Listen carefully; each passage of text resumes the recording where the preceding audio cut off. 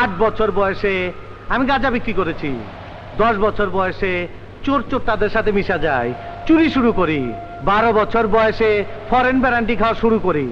17 বছর বয়সে পট করি। এরপর একটার পর একটা চলতে থাকে।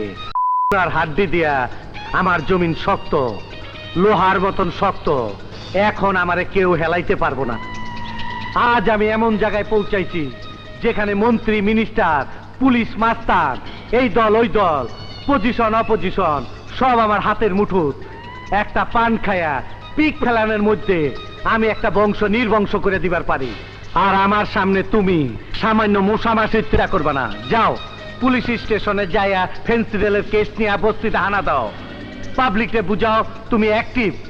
তোমার ছবি পেপারও ছাপাইবো, টিভিতেও দেখাইবো। যাও যাও, আমার মতন হাতির পিছনে ছুটলে পায়ের তলে পইরা মাটির সাথে মিশা যাইবা। এখনই টের পাবি আইন কি জিনিস। আজ থেকে বাঁচার জন্য তুই যে রাস্তায় যাবি সেখানে আইনের বাধা পাবি। You are under arrest.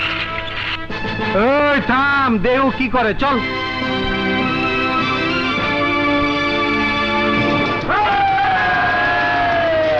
আমার নেতা তোমার নেতা, আমার নেতা তোমার নেতা, আমার নেতা তোমার নেতা, আমার নেতা তোমার নেতা। কইলাম না নিবার পারবি না? দেখছস বাতাসের আগে ওর কাছে খবর পৌঁছে গেছে। আমার কত প্রপার্টি তুই জানোস না। আপনারা সবাই সরে যান, নয়তো আমি গুলি করতে বাধ্য হব। তুই পাবলিকে গুলি করবি? ওই ছাগল, ইতিহাস ভূগোল পড়স না? আইয়ুব খান, ইয়া খান, ভুট্টু কেউ পাবলিকে মেরে গদিতে থাকতে পারে না। তুই গুলি করবি?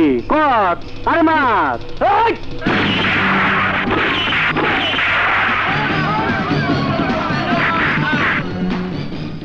তুই পাবলিক রে মাইরা ফালাইলি?